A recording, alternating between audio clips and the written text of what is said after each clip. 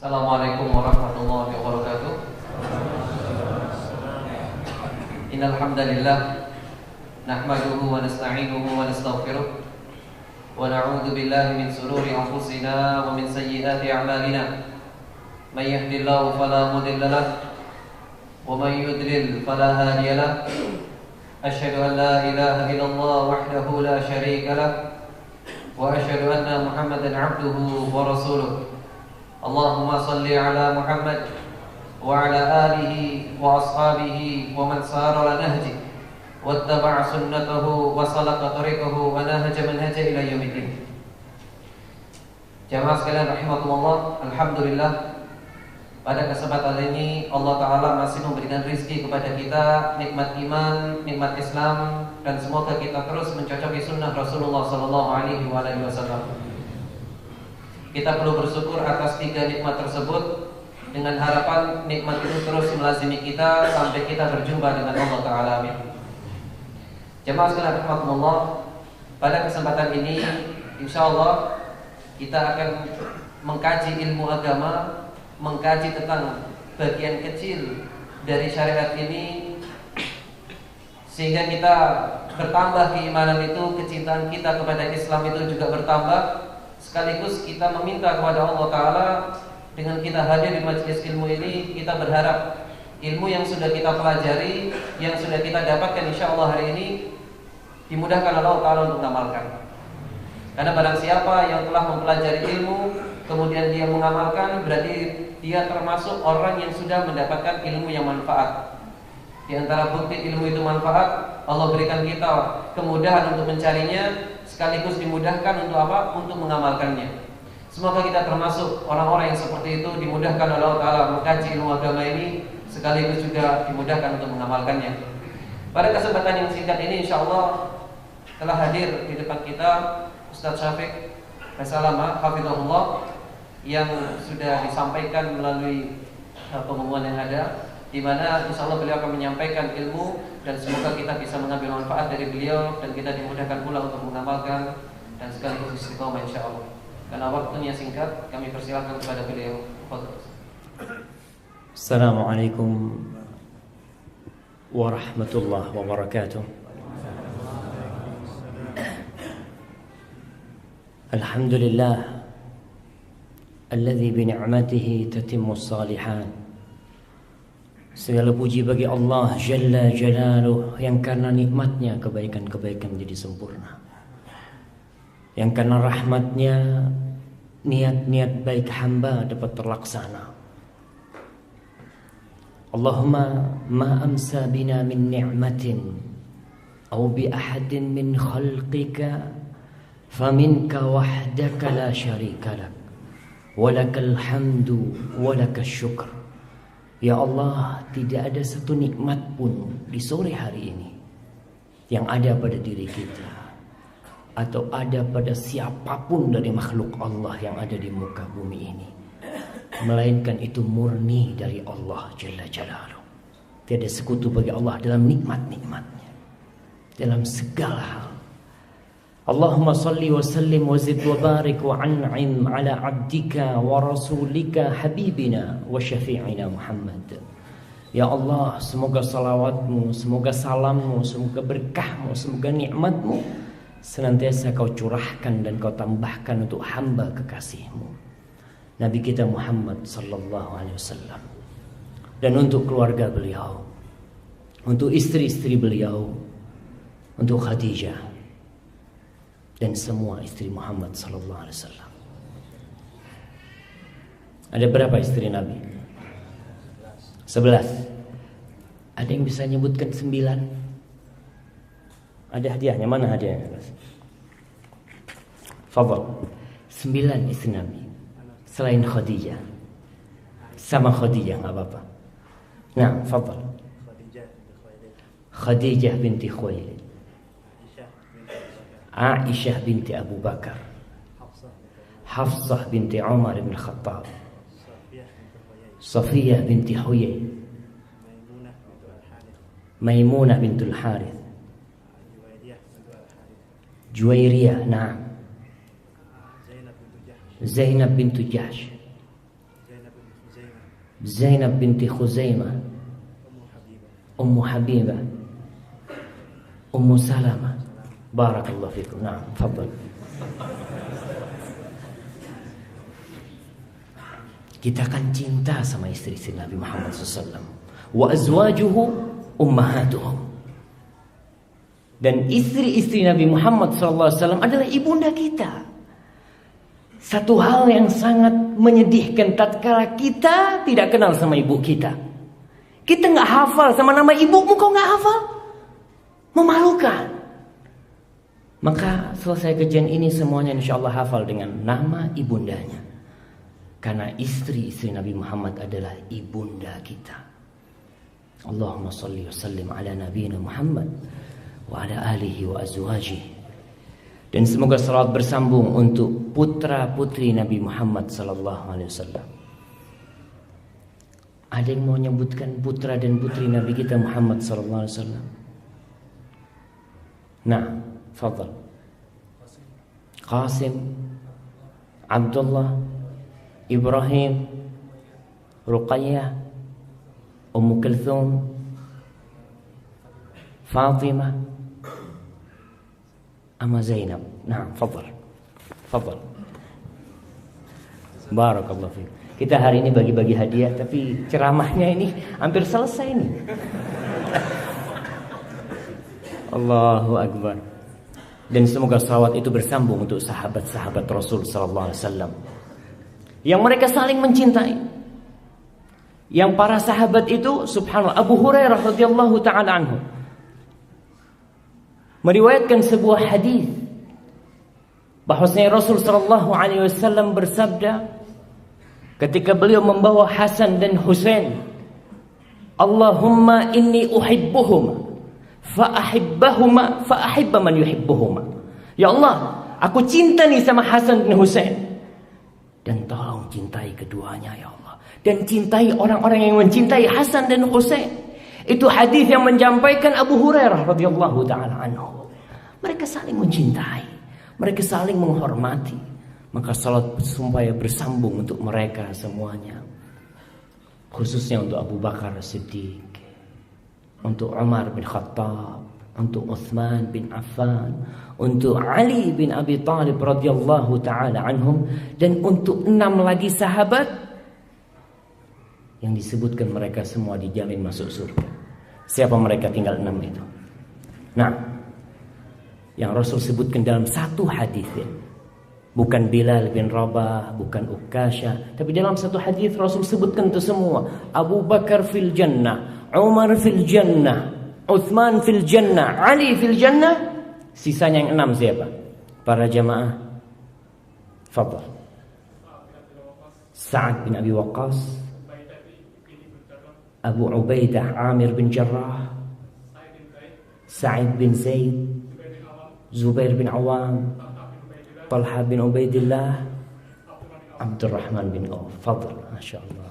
Antum sampaikan sama dia biar cepat kita nih. Udah cukup mah, kita mau ceramah ini, kasih hadiah terus. Amma ba'd. Kita, kata Rasul sallallahu alaihi wasallam, yuhsyarul mar'u ma'a man ahab. Orang itu akan dikumpulkan bersama orang-orang yang dia cintai. Kita yakin 10 orang itu masuk surga. 10 orang itu masuk surga. Paling enggak kita tahu dengan nama mereka.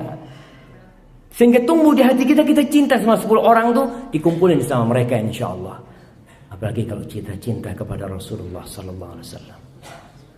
Ma'asyiral muslimin wal muslimat rahimakumullah. Ana ini jadi malu sebenarnya ngisi kajian ini Ustaz Abdullah Hadrami. Karena ana cuma sekalian katanya. Sekalian datang ke Malang ya Ustaz, sekalian lah Ustaz. Ya mudah-mudahan sekalian ini bermanfaat buat ana dan buat semua yang hadir di sini. Tanggal berapa hari ini? Ana kasih hadiah. Angkat tangan. Angkat tangan antum. 13 Syawal. Benar? 14 Syawal kita. Iya kan? Tanggal 14 kan? Tadi matahari terbenam kita masuk tanggal 14. Jadi antum yang dapat hadiahnya. Iya, matahari terbenam, kita sudah berganti hari. Kita masuk tanggal 14. Karena memang bulan kita adalah bulan Hijriah. Dan kita nggak pakai matahari, pakai bulan. Jadi kalau bulan muncul, hari itu berganti. Tema kita hari ini, apa tema kita hari ini? Tapi nggak ada hadiahnya. Melanjutkan ceramah ini. Apa temanya? Melanjutkan perjalanan. Nah, kemarin sebulan penuh, 14 hari yang lalu, sebulan penuh kita ditempa, kita dididik, kita dilatih untuk menjadi insan yang bertakwa. Nah, Allah mengatakan la'allakum tattaqun. Itu disyariatkan puasa agar kalian bertakwa kepada Allah Subhanahu wa taala. Kita dibersihkan agar kita bisa melanjutkan perjalanan yang panjang. Yang kita tidak tahu perjalanan yang panjang ini kapan akan selesai. Tapi yang jelas pada suatu saat langkah kita akan berhenti. Akan berhenti. Sunyi, senyap, dan kita menyelesaikan perjalanan itu. Ramadan itu ibaratkan orang yang ikut lomba renang. Kalau Anda boleh contohkan orang ikut lomba renang 300 meter. Renang sampai pinggiran kolam renang. Dia mentas, ya, mentas bahasa Indonesia apa mentas? Naik gitu kan, merasa alhamdulillah sudah selesai ya. Nah. Ketika dia berdiri, dia lihat samudra, dia lihat laut lepas yang harus dia seberangi. Dia menoleh ke kolam kecil itu. Ana udah terlatih, Ana bisa berenang nih. Tapi ternyata medan yang akan dia seberangi jauh lebih berat. Tapi dengan satu modal, dia akan bisa melalui perjalanan yang panjang itu. Allah mengatakan tentang satu bekal. Wa tazawwadu fa inna khairaz zadi taqwa. Bawa bekal kalian. Mau berjalan, mau melakukan bawa bekal dan sebaik-baiknya bekal takwa. Dan takwa itu dapat diraih dengan Ramadan. La'allakum tattaqun. Agar kalian bertakwa kepada Allah Jalla Jalaluh. Dengan modal takwa, laut lepas itu insya Allah bisa kita seberangi. Tapi sekali lagi, medannya gak gampang. Ketika Ramadan, setan-setan dibelenggu, pintu neraka ditutup, pintu surga dibuka. Tiap hari orang menyeru kepada kebaikan banyak sekali. Kita masih terjatuh ke dalam maksiat. Gimana tatkala pintu surga ditutup, pintu neraka dibuka, dan setan-setan gentayangan yang kemarin Ramadan dia dibelenggu, dirantai, sekarang dilepas sama Allah Subhanahu wa taala. Nafsu yang kemarin dikekang dengan kita berpuasa dilepas, makan apa aja, subhanallah. Dan penyeru kepada kebaikan berkurang. Di bulan Ramadan, kemaksiatan di televisi itu berkurang. Berkurang nggak? Berkurang. Yang nonton TV, kemaksiatan itu berkurang. Banyak ceramah-ceramah, ya, banyak nasihat-nasihat. Selesai Ramadan, doa itu syar, doa ada abwabi jahannam. Dai-dai yang berada di pintu neraka mulai lagi ngajak. Ya Allah, fadhal. Benar-benar perjuangan yang membutuhkan persiapan yang matang. Tapi sekali lagi, Ramadan itu adalah masa untuk mempersiapkan diri kita. Ma'asyiral muslimin, maka selain bekal takwa, tentu itu bekal yang paling utama. Ada beberapa hal yang perlu kita persiapkan untuk melanjutkan perjalanan. Seperti seorang musafir. Dia butuh banyak persiapan. Baik untuk dirinya, untuk kendaraannya, untuk medan yang akan dia hadapi, dia harus cari tahu agar dia selamat ketika dia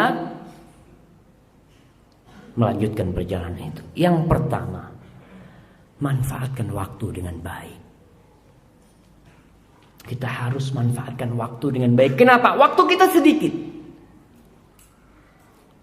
24 jam kali berapa tahun? Nggak tahu. Tapi waktu kita sedikit dan kita harus memanfaatkan waktu itu dengan benar. Fa idza faragta fansab, jangan berhenti. Oke, kita tahu bahwasanya Idul Fitri hari untuk bersenang-senang. Boleh kita bersenang-senang. Kita di hari Idul Fitri kita diperbolehkan untuk nabuh duf ya, dan mendengarkan anasyid di Id.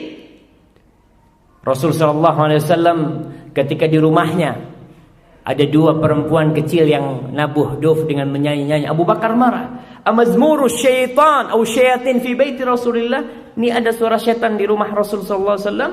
Apa kata Rasul sallallahu alaihi wasallam? Da'huma. Biarkan dua orang itu, Abu Bakar. Hadza iduna.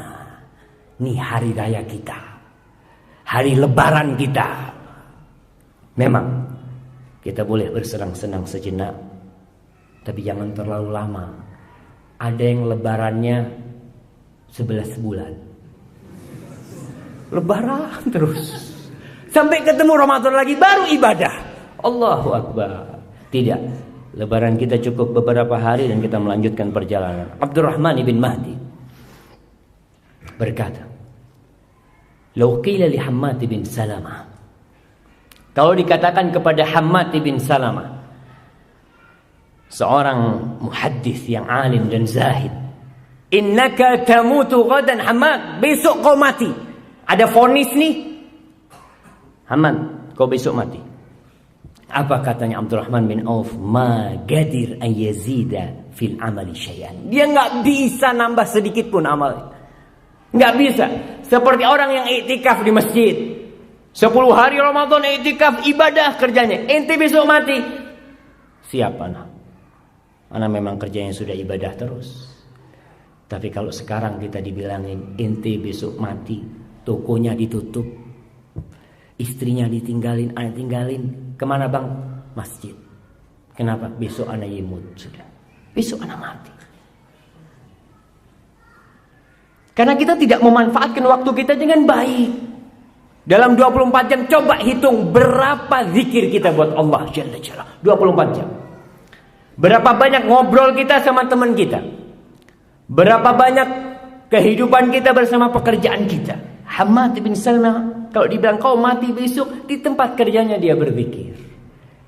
Naik motornya dia berzikir. Jalannya dia berzikir. Penuh dengan ibadah semua waktunya. Kemudian Bukair bin Amir berkata, "Kana law qila li Abdurrahman ibn Na'am qad tawajjaha ilayka malakul maut." Kalau dikatakan kepada Abdurrahman ibn Na'am, malaikat maut itu lagi menuju kau tuh. Malaikat maut lagi datang tuh untuk mencabut nyawamu. Dia nggak bisa nambah sedikit pun amalnya. Ya sudah. Maka tolong manfaatkan waktu dengan baik. Ada sebuah pepatah Inggris. Apa? Time is money ya. Betul. Waktu adalah duit. Tapi dalam Islam waktu itu apa? Anak kasih ini yang bisa jawab. Yang belum jawab, antum udah jawab mah. Oke lah, nggak apa-apa lah, anak kasih lah. Iya. Al-waktu kasayf. Waktu itu seperti pedang. Hitungannya bukan duit. Lebih dahsyat daripada duit. Orang kalau berpikir waktu itu adalah duit, maka dia akan berpikir yang menghasilkan duit. Nggak menghasilkan, nggak ada. Ente kenapa kau nggak ke rumahnya saudara ente silaturahim, kata dia. Anak sibuk buka toko dari pagi sampai sore, malam sudah tahu. Fulus hitungannya. Pagi hari bangun, kenapa? Ini waktu cari fulus. Yang kata Rasul sallallahu alaihi wasallam, rakaatul fajri khairu minad dunya wa ma fiha. 2 rakaat subuh tuh lebih baik daripada dunia dan isi, enggak terhitung buat dia. Karena tidak menghasilkan duit. Tapi ingat, waktu kita adalah pedang. Suatu saat selesai waktu kita. Dan banyak orang yang mengatakan laitas syabab ya'udu yauman. Andai kata tuh masa muda kembali. Karena salah satu pertanyaan nanti di padang mahsyar, selain tentang umur kita, yang ditanya an syababika, tentang masa mudamu. Kalau orang tua datang ke masjid itu wajar. Kenapa? Udah pensiun, udah tua Ustaz, masa gini terus Ustaz, ya tobatlah. Anak juga mau mati gitu kan. Sadar, tapi masa muda yang bakal ditanyakan. Walaupun tuanya ahli ibadah, Allah tetap akan tanya sama dia masa mudanya.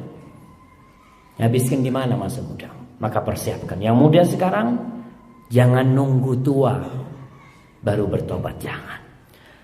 Yang kedua, dalam perjalanan ini cari sohib. Cari sohib yang baik. Cari sohib, jangan yang pelit.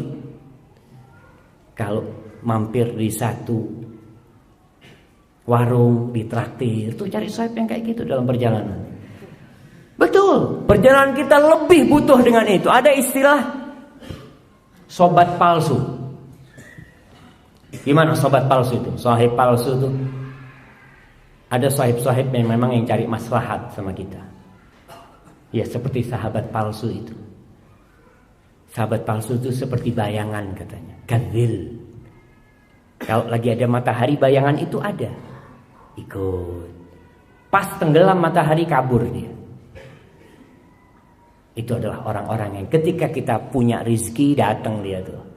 Kita lagi susah, gak pernah nongol dia. Wah, ditelepon, dimatiin HP-nya.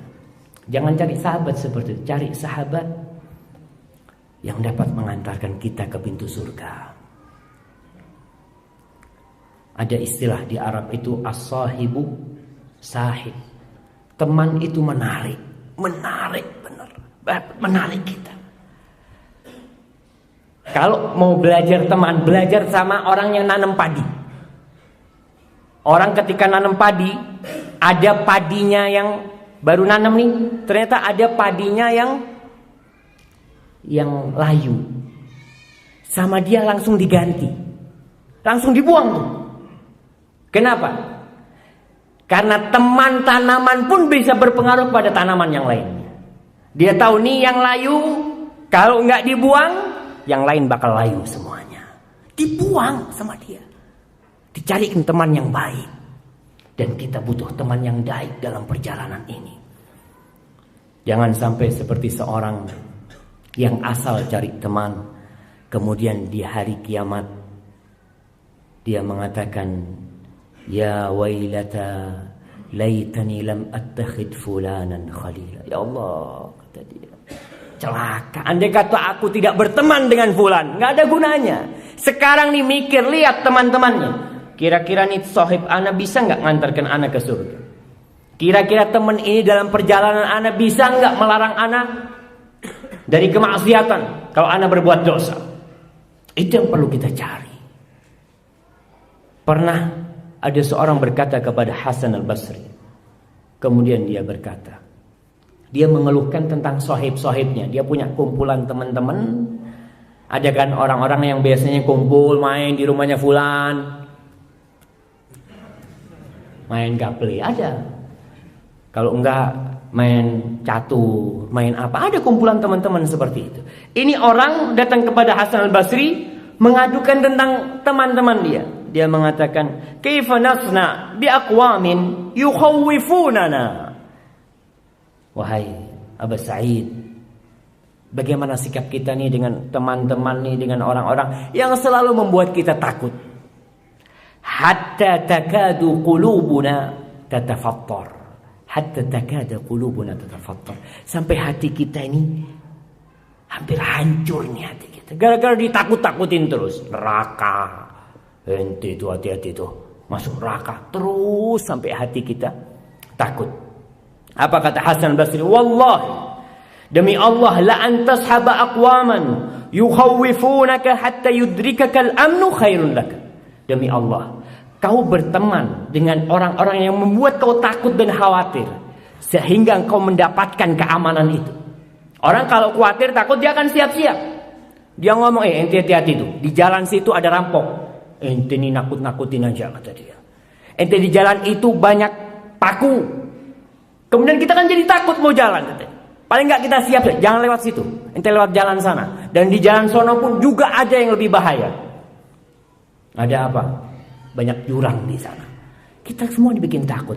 Kata Hasan Basri, kau menemani orang-orang yang membuat kau takut itu lebih baik.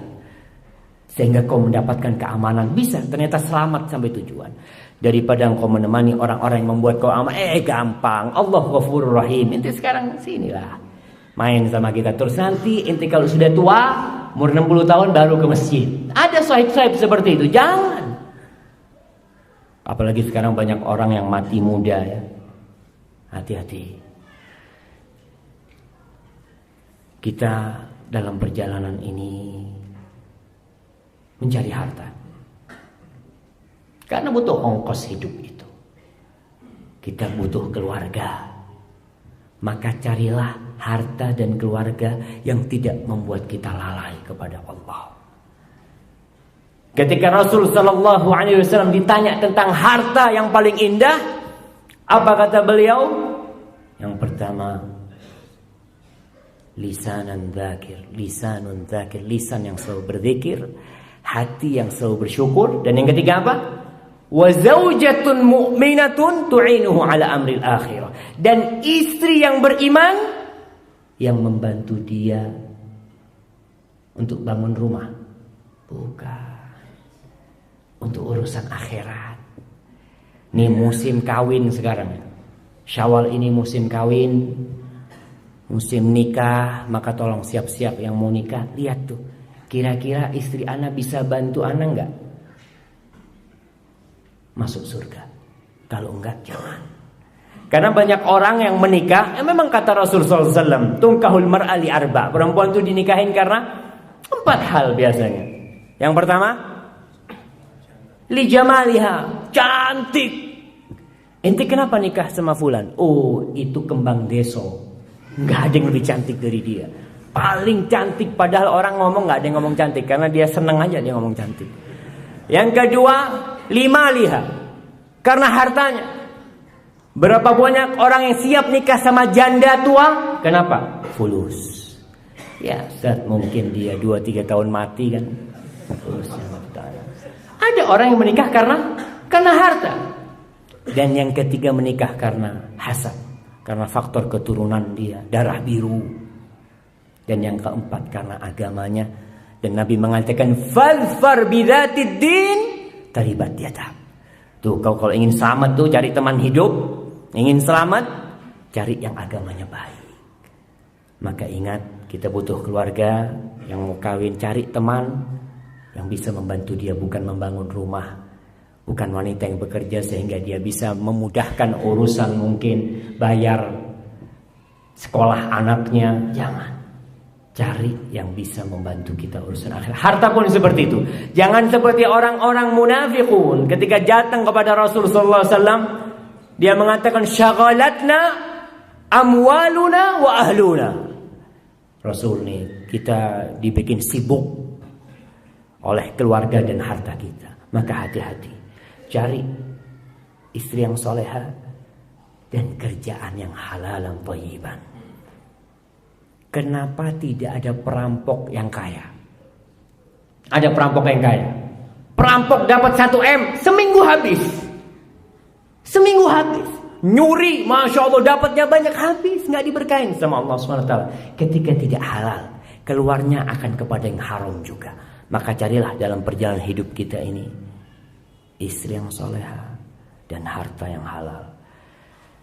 Yang keempat, hadiri majelis ilmu. Ramadan semangat nih kita. Pengajian di mana-mana hadir. Selesai Ramadan, habis sudah semuanya. ketemu pengajian tahun depan. Alhamdulillah, memang Ramadan bulan yang penuh berkah. Tapi kita harus membiasakan diri kita tuh. Nilai-nilai takwa yang kita dapat di Ramadan. Pengajian, ada sebagian di antara kita yang sebulan sekali belum tentu datang pengajian. Mulai sekarang. Kalau dia sudah datang, ajak orang lain nih. Fulan, yuk ikut aku. Kemana? Ke taman. Ke taman, ya zen namanya. Bawa ke Masjid An-Nur sini kan. Itu ngomongnya mau dibawa ke taman. Nih taman surga. Subhanallah. Nah, ini lebih baik daripada taman di Malang ya, di alun-alun, tempat orang ramai malam minggu kumpul. Saya bawa sini sekali-kali. Rasul sallallahu alaihi wasallam mengatakan, "Ad-dunya mal'unatun. Mal'unun ma fiha." Dunia ini terkutuk. Dunia ini terlaknat. Semua yang di dalamnya terlaknat. Illa zikrullah wa mawala. Yang gak terlaknat itu zikrullah, mengingat Allah, dan semua ketaatan itu tidak terlaknat. Yang kedua, wa aliman au muta'alliman. Yang tidak terlaknat itu orang yang alim. Orang yang alim tidak terlaknat. Au muta'alliman, atau orang yang belajar. Kita jadilah satu dari dua orang ini. Kalau jadi yang ketiga, kita terlaknat. Maka tolong, nuntut ilmu jangan pernah berhenti. Dan alhamdulillah sarana menuntut ilmu itu sudah tidak ada batasan sekarang. Ada radio, ada TV, ada kitab ya. Keluarga kita, ibu kita mungkin tidak bisa hadir kajian. Ya, Mik, dengerin Mik kajian Mik. Setelin MP3, Masya Allah. Sekarang sarana untuk jadi orang yang tidak terlaknat mudah. Gak harus kita datang jauh-jauh ke pesantren, gak harus. Karena alhamdulillah Allah sudah mudahkan semua itu. Yang kelima, Qur'annya jangan ditinggalkan. Ramadan, Masya Allah, tiap hari Qur'annya kita baca. Syawal kesingsal Qur'annya. Ada orang-orang yang ketemu sama Qur'annya tahun depan. Tanya sama istrinya, Dek, Qur'anku mana? Ana wakafkan ke Masjid An-Nur itu. Kenapa ente setahun gak pernah dibuka Qur'annya? Ada apa di rumah? Dia sudah diwakafkan ke masjid biar banyak yang baca. Banyak di antara kita yang kenal Qur'an cuma Ramadan. Baca Qur'an hanya Ramadan. Maka ingat, Allah Subhanahu wa taala mengatakan, "Inna hadzal Qur'an yahdi lillati hiya aqwam." Qur'an nih sebagai petunjuk kepada jalan yang lebih lurus. Dalam perjalanan orang itu butuh peta. Alhamdulillah sekarang ini ada GPS. Orang mau ke Malang tinggal setel Masjid An-Nur nyampe. Dan GPS kita adalah Al-Qur'anul Karim. Iya. Di situ semua jalan-jalannya, sampai kalau kita jalan-jalan tikusnya disebutkan semua dalam Al-Qur'anul Karim. Allah sebutkan semuanya. Agar kita bisa sampai ke pintu surga. Agar kita bisa menyelesaikan perjalanan kita. Semuanya sudah selesai. Allah sebutkan dalam Al-Qur'anul Karim. Tinggal kita mau nggak kita tahu jalannya. Oh, jalan situ nggak bisa. Umpamanya nih orang kena musibah besar, ditinggal mati oleh anaknya yang paling dia cintai. Mati tuh anak. Ketika dia tahu dengan petanya, oh, Allah sudah sebutkan tuh. وَلَنَبْلُوَنَّكُمْ بِشَيْءٍ مِنَ الْخَوْفِ وَالْجُوعِ وَنَقْصٍ مِنَ الْأَمْوَالِ وَالْأَنْفُسِ وَالثَّمَرَاتِ وَلَنَبْلُوَنَّكُمْ بِشَيْءٍ مِنَ الْخَوْفِ وَالْجُوعِ وَنَقْصٍ مِنَ الْأَمْوَالِ وَالْأَنْفُسِ وَالثَّمَرَاتِ وَبَشِّرِ الصَّابِرِينَ. Oh, ini sudah ketentuan, ada tuh di buku petunjuknya tuh. Kalau aku bakal diuji, bangkrut itu sudah selesai, Allah sudah sebutkan. Sakit ya Allah sebutkan. Kelaparan Allah sebutkan. Selesai. Ditinggal mati oleh orang cinta Allah sebutkan. Oh, ternyata ada kuncinya. Wa basyiris sabirin. Kasih kabar gembira kepada orang-orang yang bersabar. Alladzina idza asabathum musibatun qalu inna lillahi wa inna ilaihi raji'un. Langsung kita baca tuh di kitab Al-Qur'an Karim, dapat musibah, inna lillahi wa inna ilaihi raji'un. Tenang. Fasabrun jamil wallahul musta'an ala ma tasifun. Ketika kita punya kuncinya, kita tahu dengan jalan petunjuk yang mana akan kita lalui, selesai, kita aman. Orang bercerai sama istrinya umpamanya, istri dicerai sama suaminya, dia ingat dengan firman Allah, wa iyatafarraqa yughnillahu kullan min sa'atih. Kalau mereka berpisah, Allah akan cukupi keduanya dengan kebesaran dan keluasan Allah SWT. Tenang, anak dicerai sudah. Anak ini yang nyiptakan Allah, yang ngasih rezeki anak siapa? Allah, selesai. Dalam kehidupan kita akan menghadapi hal itu. Sekarang yang muda-muda gak bisa zuat, Ustaz, maharnya ghali Ustaz, 20 juta dikembalikan Ustaz. Mungkin maharnya ghali. Ingat kita dengan sabda Rasul sallallahu alaihi wasallam, thalathun, ada 3 orang itu yang Allah bakal bantu dia. Allah janji Allah akan membantu dia. Wasyabun nakaha min ajlil afaf. Dan pemuda yang menikah untuk menjaga kehormatan dirinya. Selesai. Oh iya, bismillah. Ditolak yang namanya orang minta. Namanya orang minta itu jawabannya 2. Diterima atau ditolak. Tapi bahasanya macam-macam. Oh maaf, masih mau sekolah. Oh iya, saya tunggu sampai selesai sekolahnya. Maksudnya itu ditolak sudah. Oh ditunggu sampai selesai sekolahnya gitu kan. Iya, ada macam-macam. Cuma bahasa nolaknya itu kan halus gitu loh. Kita yang pinter gitu kan, melamar anaknya orang, itu sudah. Dan orang tua, kalau ada yang meminang putrinya, ternyata dia miskin, dia ingat dengan firman Allah, wa ankihul ayama minkum wassalihina min ibadikum wa imaikum iyakunu fuqara yughnihumullah min fadlih. Kalau yang kau kawinkan itu orang miskin, Allah yang akan mencukupi mereka, bukan kau, bukan mertuanya. Mertuanya banyak duitnya, Ustaz, anak takut nih kan kalau anak kawinkan habis nih harta anak nanti, dimakan sama menantunya. Subhanallah. Iyakunu fuqara. Kalau yang kau kawinkan itu orang-orang fakir, Allah akan cukupi. Dari mana kita tahu? Al-Quranul Karim. Kalau kita nggak baca, dari mana kita akan tahu perjalanan hidup ini? Maka semua aturannya, petanya, jalannya sudah Allah sebutkan. Tinggal kita membaca Al-Quranul Karim. Kalau kemarin Ramadan mungkin kita ngejar target untuk hatam, alhamdulillah yang bisa hatam. Bagaimana kita sekarang memahami Al-Quranul Karim agar perjalanan kita lebih aman insya Allah. Kalau keutamaan membaca Al-Quranul Karim, insya Allah semuanya udah tahu. Yang keberapa? Keenam, sedekahnya jangan putus. Karena perjalanan kita butuh bantuan sedekah. Kata Rasul sallallahu alaihi wasallam, "Sana'iul ma'ruf taqi masari as-su." Perbuatan-perbuatan baik, membantu orang, bersedekah itu akan menyelamatkan kita dari mati su'ul khatimah. Karena kita nggak tahu. Tapi kita bantuin orang. Jangan takut miskin. Ana selalu ingatkan, bersedekah itu jangan nunggu kaya. Kalau antum pelit ketika miskin, kaya tambah pelit. Kita lihat Rasul sallallahu alaihi wasallam di bulan Ramadan selalu disampaikan bahwasanya karena Rasulullah sallallahu alaihi wasallam ajwadan nas. Rasul sallallahu alaihi wasallam adalah orang yang paling dermawan. Wa kana ajwad ma yakun fi Ramadan hina yalqahu Jibril fayudarisuhul Quran. Dan Rasul itu tambah baik di bulan Ramadan ketika dia diajari Al-Quran, bertemu dengan Jibril tiap malam. Rasul itu lebih baik, lebih dermawan lagi.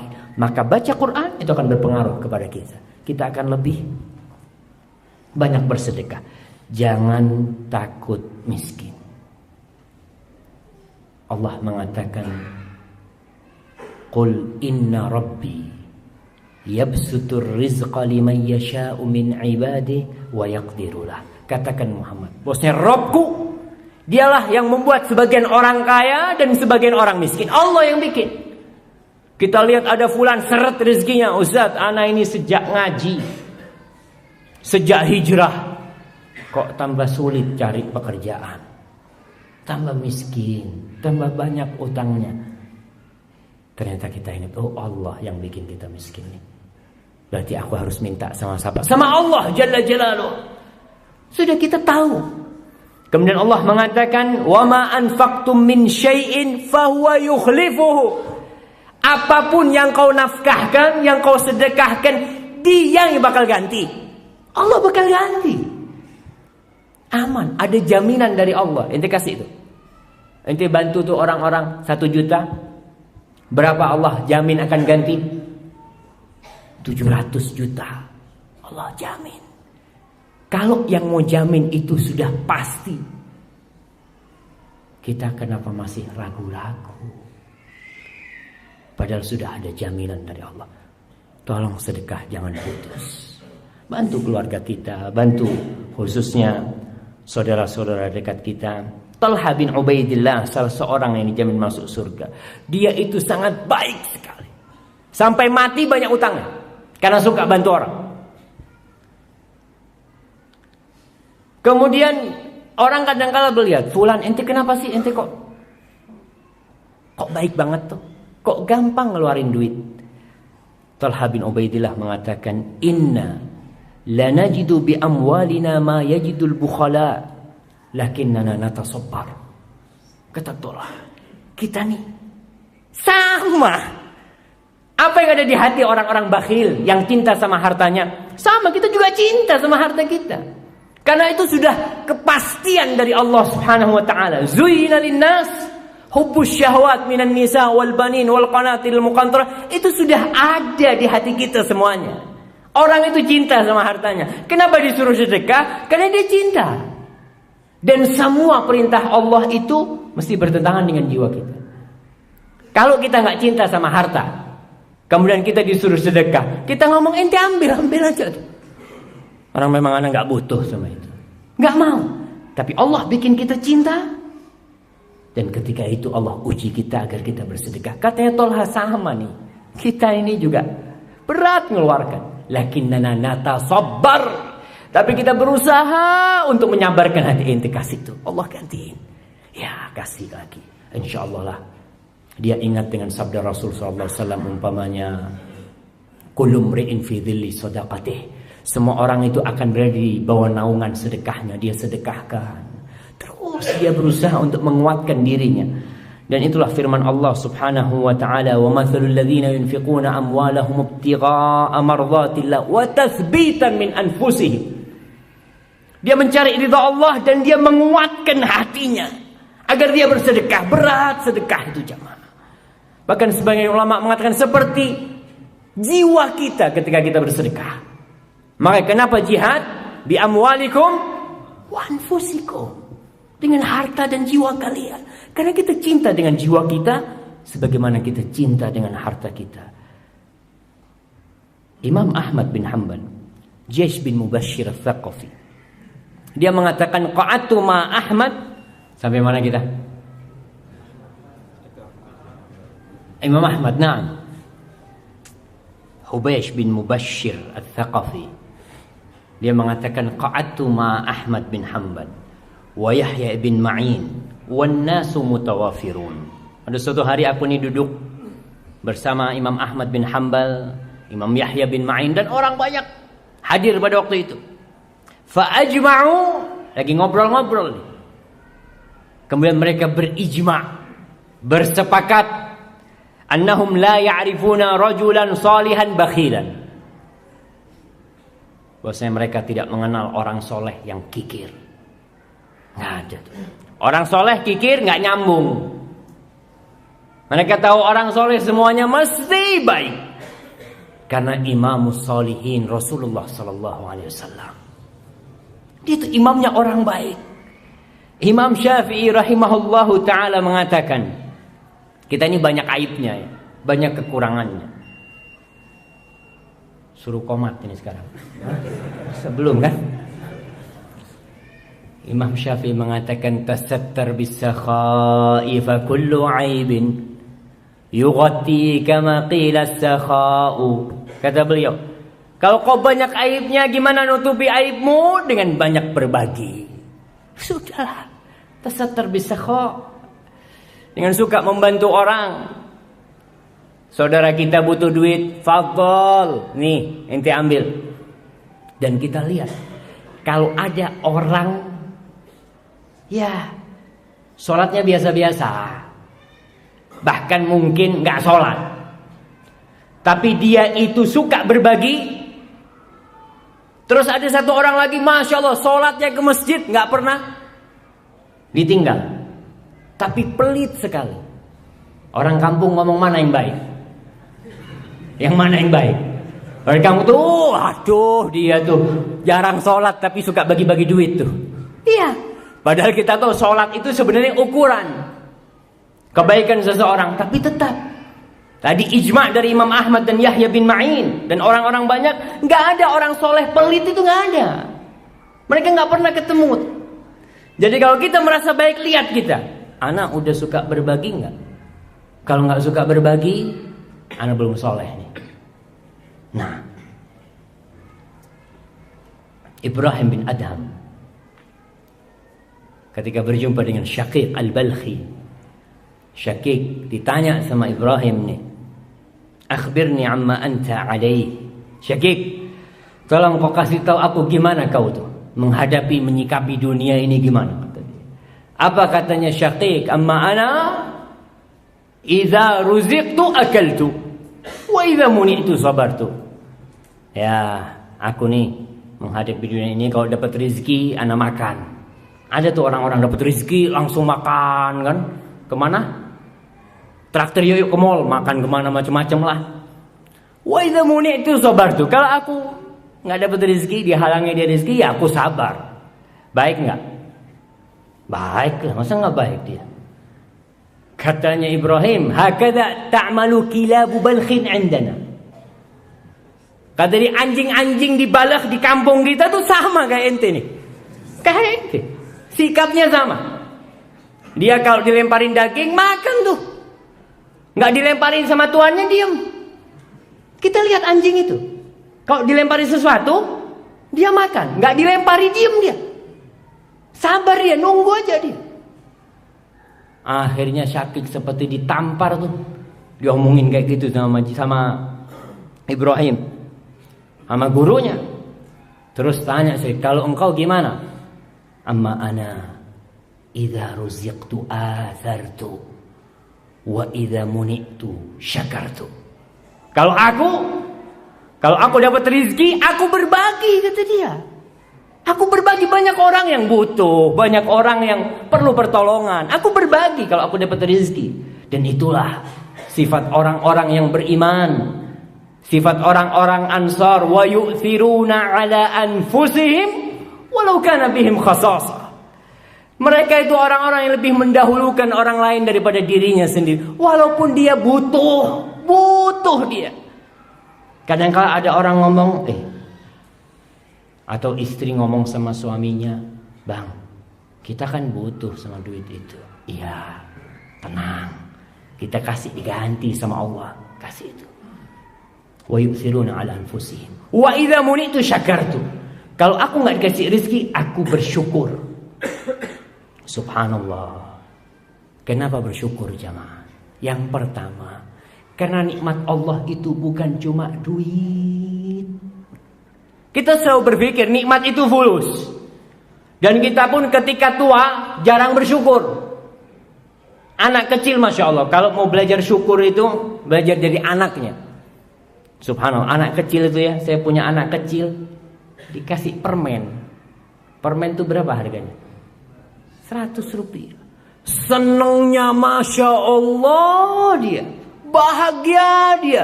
Dia ngomong sama kakaknya, nih aku dapat nih. Fa'amma binikmati rabbika fahadithu. Dapat nikmat tuh permen. Kita dikasih 100 ribu. Ya cuma 100 ribu. Subhanallah. Nggak pandai kita bersyukur. Tuh Ibrahim, idamuni itu syakar, nikmat Allah itu bukan cuma duit. Dan berapa banyak kita dihalangi dari nikmat duit, tapi ternyata kita dikasih nikmat yang lebih besar. kita bisa bermunajat kepada Allah. Kita bisa dekat ke masjid. Orang subhanallah ya, orang kalau lagi banyak fulusnya, banyak yang lupa sama Allah. Coba tuh orang yang naiknya BMW, naik dia, mungkin naik gak baca doa dia.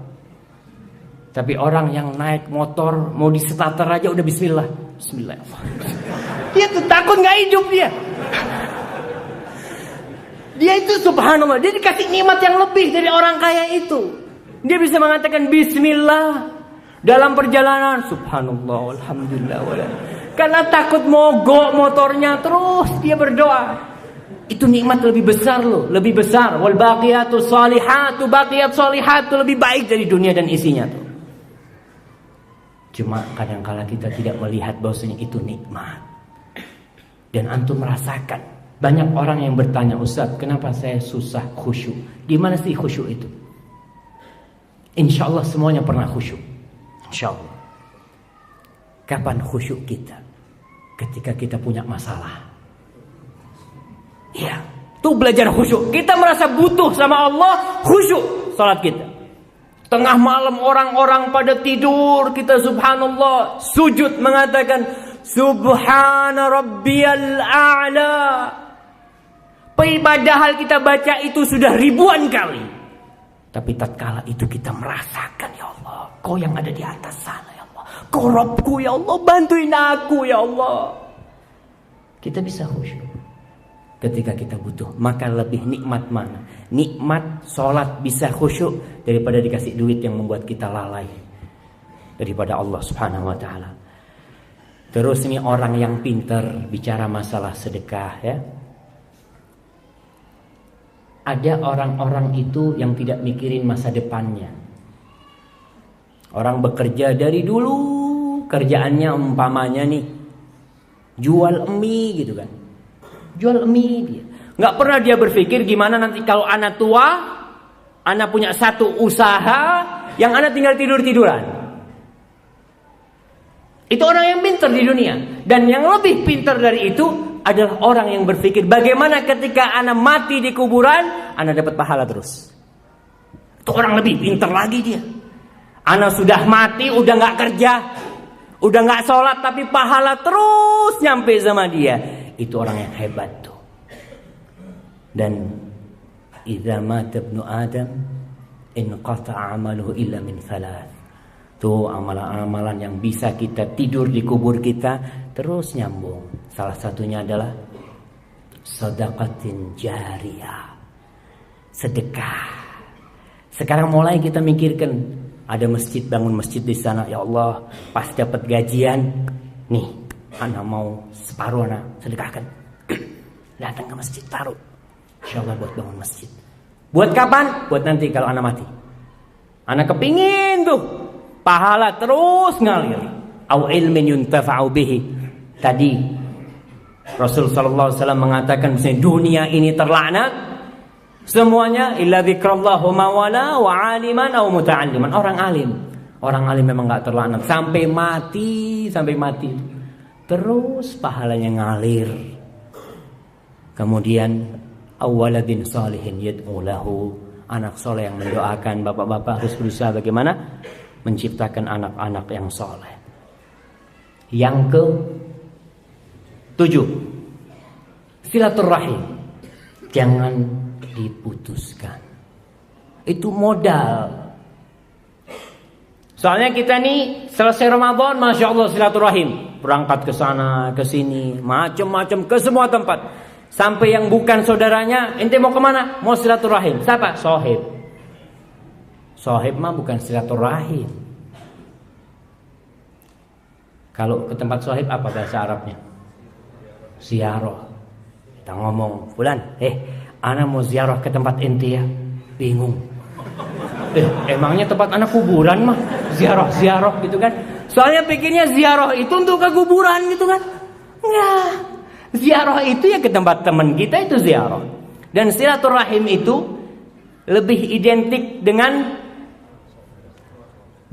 berkunjung, dengan ziarah, bukan. Silaturahim itu lebih dari itu.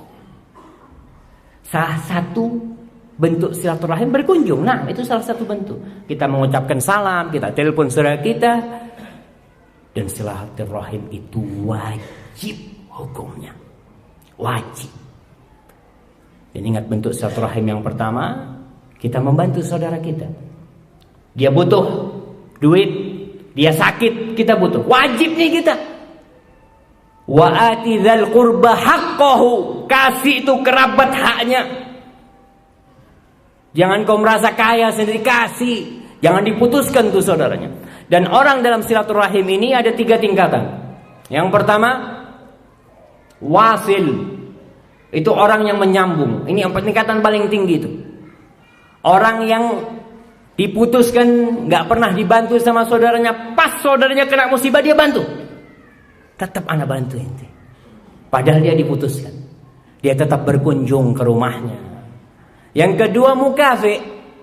Mukafi ini dia kasih hadiah, anak kirim hadiah balas-balasan. Dia berkunjung, anak berkunjung. Dia gak ngasih hadiah, ya gak usah kasih hadiah juga lah. Itu mukafi. Dan yang terakhir adalah yang tidak masuk surga. Qati'. La yadkhulul jannah qati'. Gak masuk surga tuh orang yang memutuskan rahimnya. Subhanallah. Ada orang yang nyimpan dendam sama saudaranya. Allahu Akbar ya. Sampai mati dibawa. Padahal dia punya kewajiban wajib. Dan rahim ketika Allah ciptakan, dia berdoa kepada Allah Subhanahu wa ta'ala agar dia yang menyambung disambung oleh Allah, yang memutuskan diputuskan sama Allah Subhanahu wa ta'ala. Allah mengatakan, ama tarda an asila man wasalaki wa aqta'a man qata'aki. Ama tardaina, apakah kau enggak ridho aku sambung orang yang menyambungmu dan aku putuskan orang yang memutuskanmu. Kalau tinggal sekampung sama orang tuanya, satu kota, berkunjung sebulan sekali, itu masuk wasil apa masuk kote itu? Tinggal satu kota sama orang tuanya, tapi ketemu cuma sebulan sekali, ajib. Tinggal satu RT, ketemu sama orang tuanya seminggu sekali, jangan. Itu termasuk silaturahim kita ke orang tua. Tiap hari temuin orang tuanya. Tiap hari tuh pintu surga tuh jangan sampai dihilangkan tuh. Tinggal satu kampung tiap hari, tinggal satu kecamatan ya paling nggak 2 hari sekali, 3 hari sekali. Ustaz, anak nih harus syughul juga Ustaz. Anak datang kerja tuh jam 4 sore. Kan anak punya kewajiban kepada istri dan anak-anak. Betul. Dan jangan takut. Kita kalau silaturahim, kita luangkan waktu kita untuk berkunjung ke orang tua kita, ditambah umur kita sama Allah. Ditambah tuh 1 jam kita ke rumah orang tua kita tiap hari, bakal ditambah umur kita. Lebih tambahan dari Allah Jalla Jalaluhu. Sebagian orang silaturahim dengan berbagi duit, dia kadang-kala takut. Ya anak mah belum terlalu kaya Ustaz. Anak kalau bantu-bantu dia nanti gimana? Anak jatuh miskin nanti, subhanallah. Kenapa?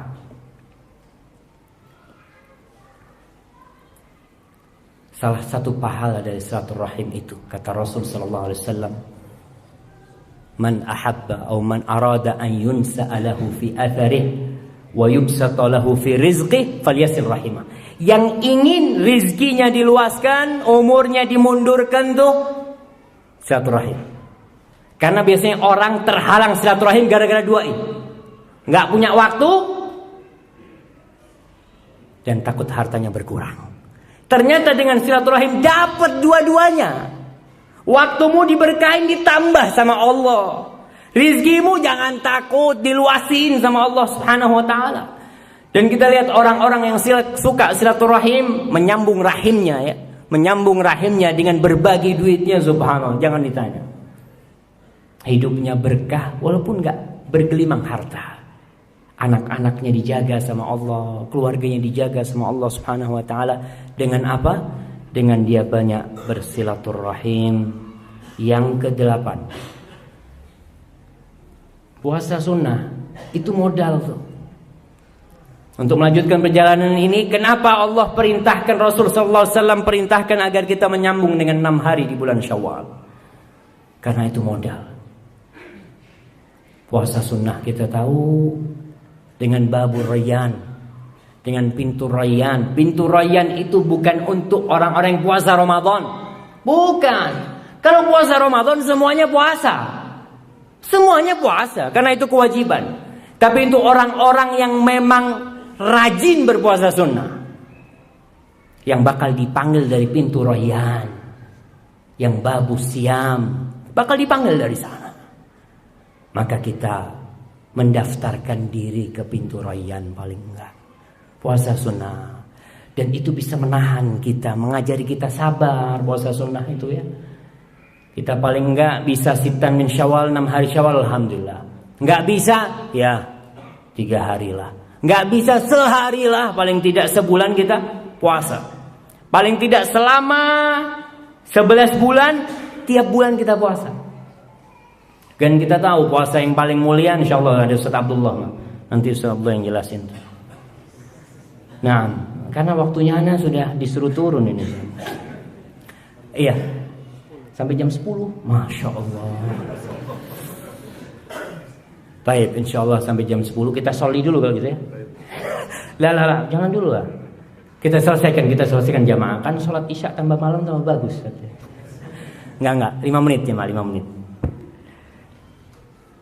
Yang keberapa? Yang ke-9 doa. Tuh. Doa itu paling penting jamaah. Jangan meremehkan doa. Kata Imam Syafi'i, atahza'u bid-du'a'i wa tazdarihi wa ma tadri bima sana'ad du'a'u sihamul layli la tukhti walakin laha amadun walil amadin qita'u. Jangan kau meremehkan doa. Allah mengatakan ud'uni astajib lakum. Punya masalah apa saja, kalau mau ngeluh sama Allah, berdoa. Dan dalam perjalanan ini kita butuh bantuan Allah. La haula wa la quwata illa billah. Allah subhanahu wa ta'ala berfirman, walaula fadlullahi alaikum wa rahmatuhu ma zaka minkum min ahadin abada. Kata Allah subhanahu wa ta'ala, kalau bukan karena rahmat Allah, ingat, alhamdulillah alladzi bi ni'matihi tatimmus shalihat, karena memang Allah yang menyempurnakan nikmat-nikmat itu. Kalau bukan karena rahmat Allah, kalau bukan karena keutamaan Allah, karunia Allah, ma zaka minkum min ahadin abada, subhanallah. Tidak ada satu orang pun di antara kalian yang bisa menyucikan dirinya. Enggak ada satu pun di antara kita yang bisa jadi orang soleh, enggak bakal. Walaupun ibadahnya kenceng tapi tidak ada fadl minallah, tidak ada rahmat dari Allah, enggak jadi orang baik. Dan kita tahu berapa banyak orang-orang soleh yang jadi keraknya api neraka, jadi koreknya api neraka. Dia soleh kelihatannya di depan kita, ibadahnya masya Allah, jangan ditanya. Tapi ingat, semua itu butuh rahmat Allah subhanahu wa ta'ala. Dan tidak ada orang yang masuk surga kecuali dengan rahmat Allah subhanahu wa ta'ala. Maka kita harus minta tuh, sering-sering minta rahmat Allah subhanahu wa ta'ala dalam segala hal. Dan pada akhirnya bersyukurlah yang masih hidup sampai saat ini, yang belum mati, karena kita masih bisa menambah amalan kita. Talha bin Ubaidillah pernah berkata tentang masalah kebakhilan. Apa perkataan dia? Siapa yang mau jawab? Terakhir nih hadiahnya. Pakai bahasa Indonesia nggak apa-apa. Nah, nggak apa-apa dibaca, fadhal. Kurang lebih, jangan lebih lah, kurang nggak apa-apa. Nah, sesungguhnya kita ini sama dengan orang yang takdir yang kita baca. Dan semua tahu bertentangan dengan hawa nafsu kita. Tapi kita berusaha untuk sabar dalam menanti. Masya Allah, barakallahu fikum. Fadhal. Talha bin Ubaidillah, Masya Allah, nih sahabat Talha bin Ubaidillah. Antum tambahin lagi ya kan? Talha bin Ubaidillah, dia berkata, anna rajulaini qadima ala Rasulullah SAW. Ada 2 orang dari Yaman yang datang kepada Rasulullah SAW, dan 2 orang itu masuk Islam. Talha cerita, 2 orang ini satunya lebih giat ibadahnya daripada yang satunya. Faghazal mujtahid minhuma, yang semangat ibadah itu berjihad. Fastushhid, kata Talha. Kemudian dia tewas di medan perang. Thumma makatsal akhar ba'dahu sanah. Yang kedua, hidup sampai setahun. Thumma tuwi, kemudian mati di kasur. Tidak mati di medan perang. Talha kemudian bercerita, fara'aitu fima yaran na'im. Kemudian aku bermimpi. Ka'anni 'inda babil jannah. Seakan-akan aku ada di pintu surga. Ini mimpi Talha. Idza ana bihima. Tak tahu aku melihat tuh temanku tuh, dua orang itu. Waqad kharaja kharijun minal jannah. Ada satu orang yang keluar dari surga. Ada seseorang yang keluar dari surga. Fa adzina lilladzi tuwfiyal akhir minhuma. Kemudian diizinkan yang mati terakhir itu untuk masuk surga duluan. Thumma kharaj. Kemudian keluar lagi, setelah itu masuk, keluar lagi. Fa adzina lilladzi tushhid. Orang yang mati syahid itu diizinkan untuk masuk setelah yang mati di atas kasurnya. Thumma raja'a ilaihi. Kemudian dua orang itu datang ke Talha. Faqala li irji'. Kedua orang itu ngomong, balik kau. Fa innahu lam ya'ni laka ba'd. Belum sampai waktunya kau. Fa asbaha Talha yuhadditsu bihin nas. Talha pagi harinya cerita tuh sama orang-orang tentang kejadian yang dia hadapi itu. Fa'ajibu lidzalik. Orang-orang takjub, kok bisa yang mati syahid kok masuk surga terakhir gitu ya. Kok malah yang mati di atas tempat tidurnya masuk surga terlebih dahulu. Padahal yang mati syahid juga lebih ibadahnya lebih kencang. Fabalagha dzalika Rasulullah sallallahu alaihi wasallam. Cerita itu sampai ke telinga Rasul sallallahu alaihi wasallam. Faqala min ayyi dzalika ta'jabun? Dari yang mana kau herankan itu, kata Rasul sallallahu alaihi wasallam. Qalu ya Rasulullah. Maka mereka cerita para sahabatnya. Hadza kana ashadd ijtihadan. Ini lebih giat ibadahnya, lebih tekun ibadahnya. Tsumma stushhida fi sabilillah. Kemudian ditambah lagi dia tewas di jalan Allah jalla jalaluhu. Mati di medan perang. Wa dakhala hadzal jannah qablahu. Kok bisa yang nomor dua ini masuk duluan surga sebelum dia? Kemudian Rasul sallallahu alaihi wasallam mengatakan, alaysa qad makatha hadza ba'dahu sanah. Bukankah orang yang kedua itu hidup setahun setelah dia? Qalu bala. Benar, kata mereka. Wa adraka Ramadan fasamahu. Kemudian dia menghadiri Ramadan dan dia puasa di bulan Ramadan.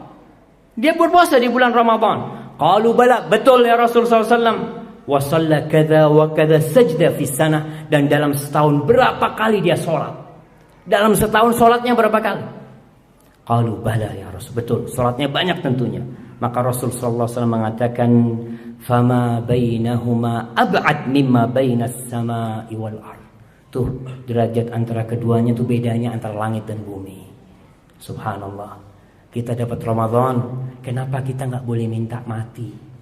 Nggak boleh kita doa minta mati, walaupun sakit. Sakit parah jangan minta mati, karena bisa jadi itu penghapusan dosa kita dan menambah amal kita. Dan jangan berpikir orang-orang, wah anak mah mau perang nih, mati masuk surga langsung. Belum tentu. Kecuali kau ikhlas lillahi ta'ala dan perjuanganmu benar-benar fisabilillah, bukan untuk yang lainnya.